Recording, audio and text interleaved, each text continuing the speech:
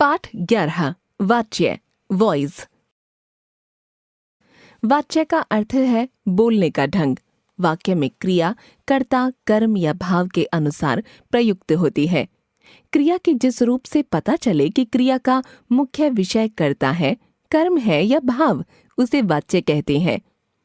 वाच्य के भेद: कर्तृवाच्य, अकर्तृवाच्य, कर्मवाच्य, भाववाच्य।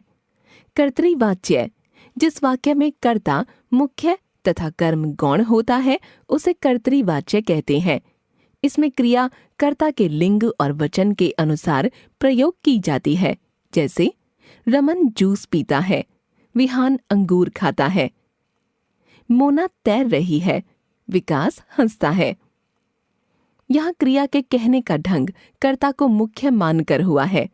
कर्तृवाच्य में क्रिया अकर्मक भी हो सकती है और सकर्मक भी।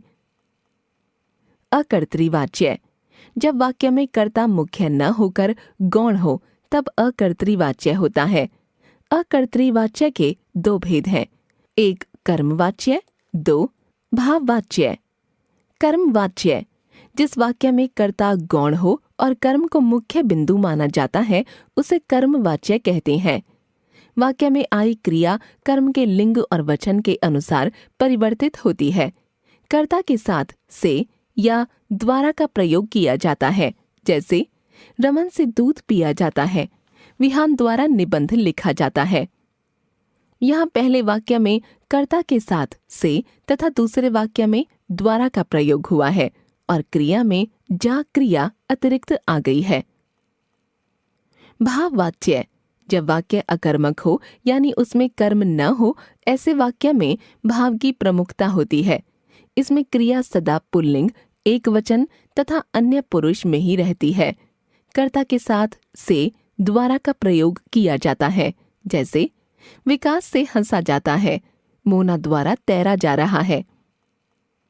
वाच्य परिवर्तन: कर्तृवाच्य से कर्मवाच्य बनाना।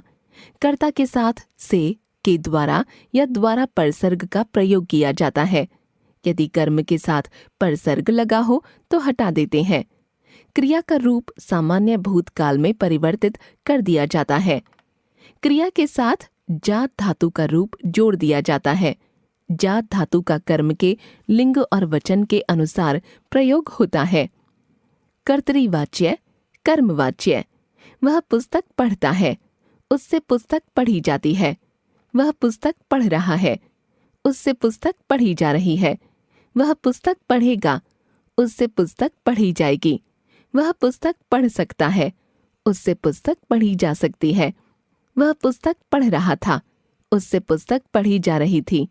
उसने पुस्तक पढ़ी, उससे पुस्तक पढ़ी गई। कर्तृवाच्य से भाववाच्य बनाना। कर्ता के साथ से के द्वारा या द्वारा लगाया जाता है। मुख्य क्रिया को सामान्य भूतकाल की क्रिया के एक वचन में बदलकर उसके साथ जात धातु जोड़ते हैं।